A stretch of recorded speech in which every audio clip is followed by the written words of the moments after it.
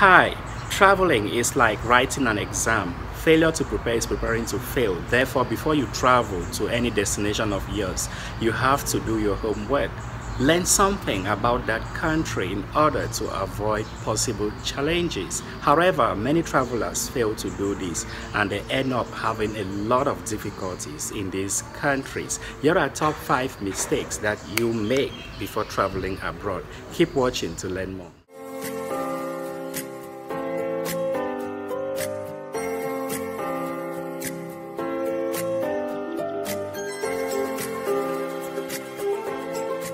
Welcome back. If you're just tuning in, I call on you to subscribe to my YouTube channel, and if you're a returning subscriber, I heartily welcome you to the channel. Here are a few mistakes that most of you make before traveling abroad. 1. You fail to do your homework. Before traveling to any country of yours, you have to read and do background research about this country. You have to look into the job market, what kind of jobs are on offer and what are the qualifications. When you do this, it will help you prepare in advance and you know what to take along with you. Please always do this, because if you fail to do this, you might end up struggling a lot in this new destination of yours. The second mistake that you guys make a lot is the fact that you get carried away by life in this new country. For example, those of you coming to Thailand, when you get here, you ended up staying in Bangkok. You spend your first few months in most of these bigger cities that are vastly occupied by tourists, because you are excited to meet new faces. You're carried away by the funfair of the whole environment and you fail to remind yourself of the main reason why you are in that country. And because of this, you might end up overstaying your visa. Please be focused. Think of why you are in the kingdom and try to make sure that you have a job to extend your stay, and then you can enjoy life. And the third mistake that you guys often found yourself in is that you equally choose to live in big cities. You live expensive life. When you come into a country, be it Thailand, Japan, any country in Europe or America, try to settle in a city that isn't that expensive. What you have to understand is, in every major cities, life is quite expensive. Why would you settle in the capital city of a country where you go to? Doing that is not good. It's not healthy financially, because you end up spending a lot. For example, you think of your bills. You pay high bills for rentage, you pay more for food. But if you move to any of the smaller cities, you get to live a normal life. You live like an average citizen in the country. This gives you time to plan and prepare for whatever thing you intend to do in the country. A word of advice: try to stay away from the major cities wherever you go to.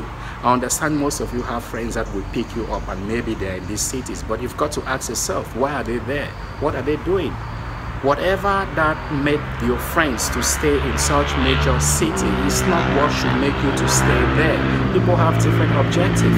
Therefore, if someone picks you up, for example, in Bangkok, and the person is in Bangkok, try to move away from there as soon as you have an opportunity to. Before I jump into the fourth and fifth point, I call on you to subscribe to my YouTube channel. Please hit the subscribe button, and you can equally share this video with friends and family. Help to share to educate most of your friends who intend to travel abroad.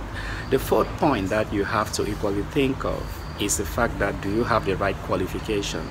Traveling abroad is not all limited to finances. Like, you think you have the money, you can afford your air ticket, you have passport, and you've gotten a visa, you think you can travel. No, ask yourself, what are you going there to do? What can you offer to this choosing destination of yours? Most people make the mistake of just traveling without exactly knowing if they can actually do the job that is on offer in this country.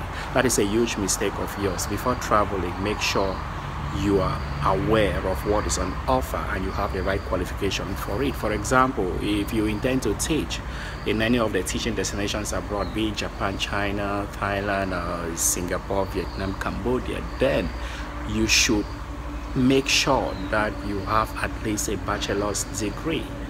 because that is a minimum which is required for you to teach English in any of these countries. If you're a high school leaver, it's difficult for you to like come over and engage in such jobs. Some of you may argue that, oh, you can work without a degree. Yes, I agree. There are other places that accept non-degree holders as long as they have a teaching certification. But it all boils down to your professional conscience. Can you actually perform well in the job?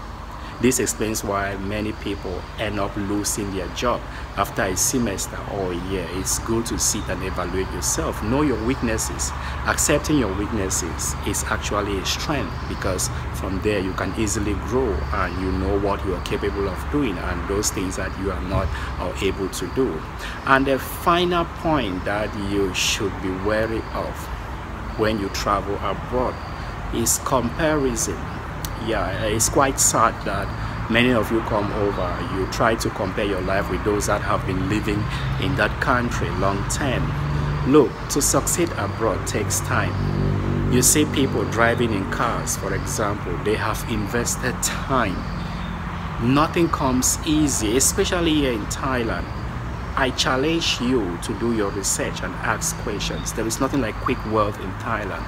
It's a gradual process. It takes time to build whatever you have. If you come abroad, you are a newbie, try to settle for whatever is on offer, because your overall objective should be securing your long-term stay. But most of you make the mistakes of comparing with people that have been living here. You think because if he is having a high-paying job, you should also have a high-paying job. Why would you settle for less? When you do this, you forfeit the right of you having a good employer that is willing to help you have a long-term stay in the kingdom.